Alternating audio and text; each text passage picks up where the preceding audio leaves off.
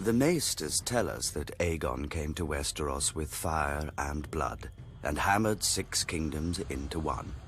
Fire he undoubtedly brought, as the kings of the Rock, Reach, and Iron Islands learned. But blood has never been in short supply here, ever since the first man carried a crown into Westeros.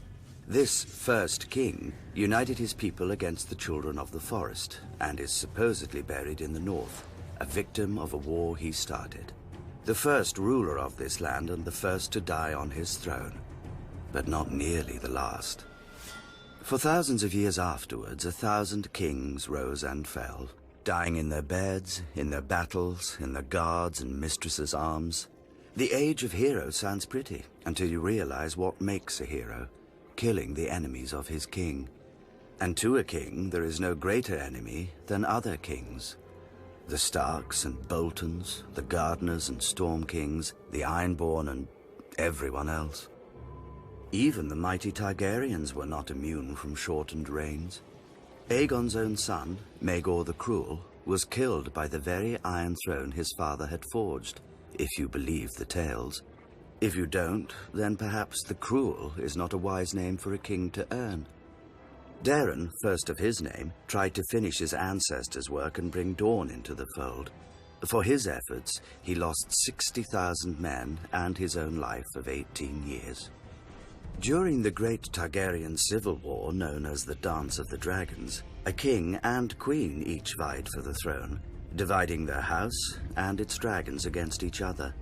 Eventually, the queen was fed to her rival's dragon while her son watched, and the victorious king soon died of his own wounds.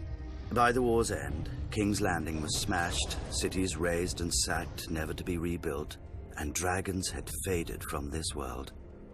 Decades later, Aegon the Unworthy legitimized all his bastards on his deathbed.